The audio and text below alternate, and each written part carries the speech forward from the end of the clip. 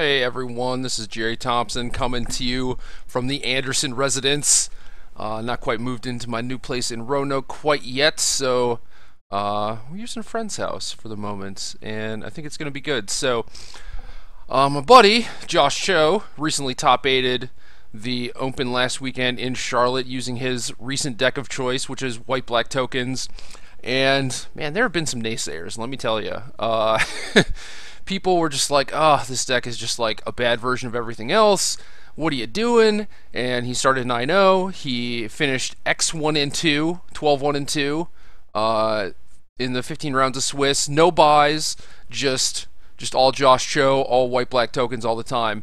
And I don't know. I think this might shut up some of the naysayers. You know, he went 12 and 3 at Grand Prix Pittsburgh also. Like, this deck has a lot going for it. So, kind of similar to Jund, and then it has things like Inquisition of Kozilek, Thoughtseize to slow your opponent down, has Removal, has Path to Exile, Slaughter Pact, Murderous Cut, and instead of playing things like Tarmogoyf and whatnot, you just have a bunch of resilient threats like Lingering Souls and Spectral Possession. So, you use things like Intangible Virtue to pump up the tokens. Also present are a few Planeswalkers, a couple of Gideon, Ally of Zendikars, and a Sorin Solemn Visitor, and there are also some Auriok champions to gain you some life, which kind of like passively gives you a reasonable burn matchup in combination with timely reinforcements. So I definitely like that aspect of the deck. I think that's pretty cool.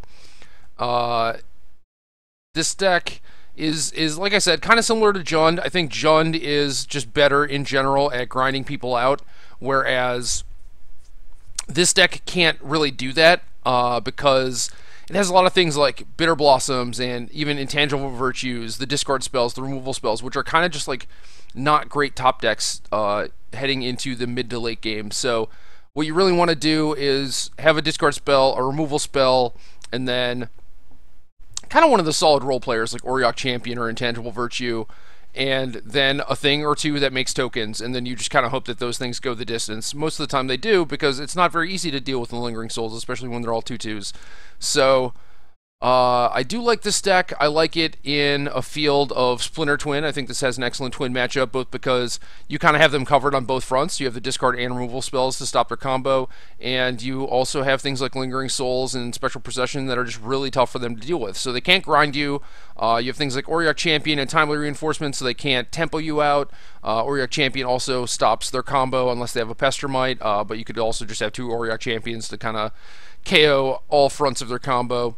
So yeah, I kind of like what this deck is doing. I thought it was a consideration for GP Pittsburgh for me. I ended up not going to that tournament, but Cho was just like, "Ah, this deck looks sweet. Let me try it," and he did pretty well. And I think this is just his deck of choice right now for Modern, and it's pretty easy to see why, in my opinion. So. Mana base has 26 land, which is kind of one heavy. Josh, at the last second, added the 4th Ghost Quarter. I think he cut a Timely Reinforcements for that. And that was just kind of a nod to Tron and Amulet and just making sure that, you know, he could always have one of these when he needed them. Ghost Quarter doesn't play particularly well with Spectral Possession because, you know, it's colorless land. You can obviously just Ghost Quarter yourself, get a basic Plains, but that's not a great idea. But when you have like Stones of Trocare, you can Ghost Quarter yourself, and it actually ends up being pretty reasonable. So, yeah, 3 Arid Mesa, that's right. Sometimes when I'm building these mana bases, I kind of want to have one of the secondary colors, so like a Bloodstained Mire maybe, just because there are times when you do want to fetch basic Swamp. You know, like if you want to play a turn 1 Inquisition but not have to take 3 to do it. So maybe I would change that about the mana base. I don't know. But a couple Fetid Heaths that play well with the sideboard cards and help free roll the Swamp into Spectral Possession, which is kind of necessary.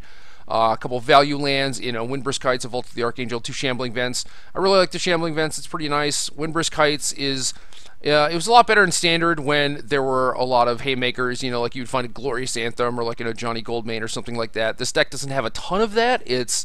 like, a lot of times you'll use a Windburst Kites to look at the top 4, and you see, like, a Path, a Discard Spell, a Bitter Blossom, and a land or something, and it's just like, none of those are all very exciting to be playing off of Windburst Kites, you know? Like, this deck doesn't have, like, a lot of super powerful cards, so I like having one, but this could very easily just be another Shambling Vent also. Vault of the Archangel is just super good. I mean, it lets you trade up all your tokens with Tarmogoyfs, it lets you win damage races.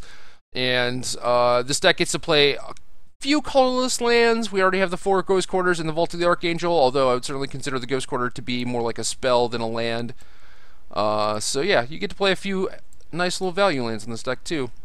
And then as for the sideboard, we have a bunch of Fulminator Mages. It's kind of why the second Fetid Heath made its way into the deck.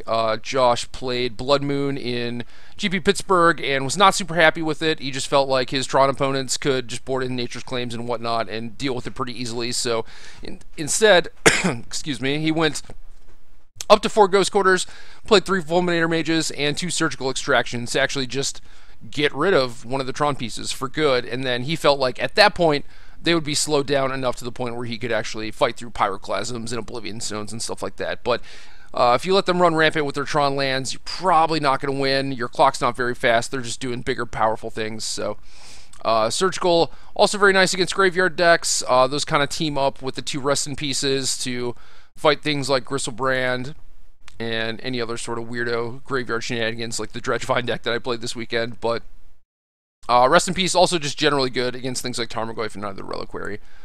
Also very good against Grixis control.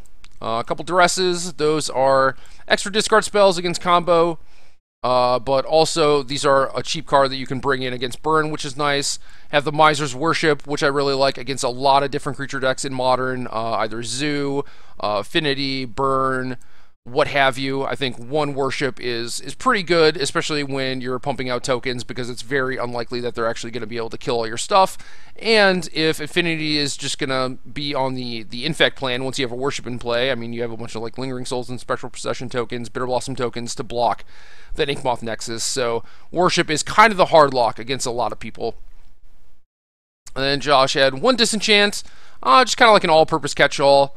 This could also just be like a Celestial Purge, because a lot of the stuff that he was worried about were things like Blood Moon, but it's also just like a nice card that you can bring in against Affinity.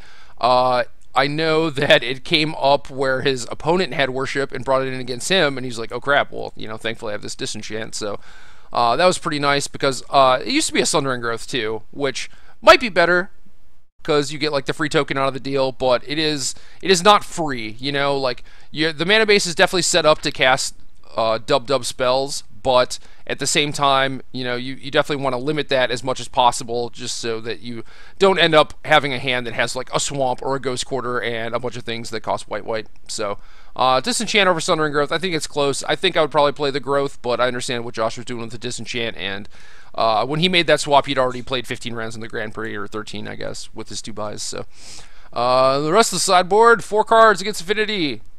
Josh hates Affinity. Josh hates losing to Affinity, and he beat it twice in day 2. So it all ended up working out. Kataki is also a card that he mentioned as a card that he could bring in as just like an early blocker against something like Burn, which is pretty reasonable.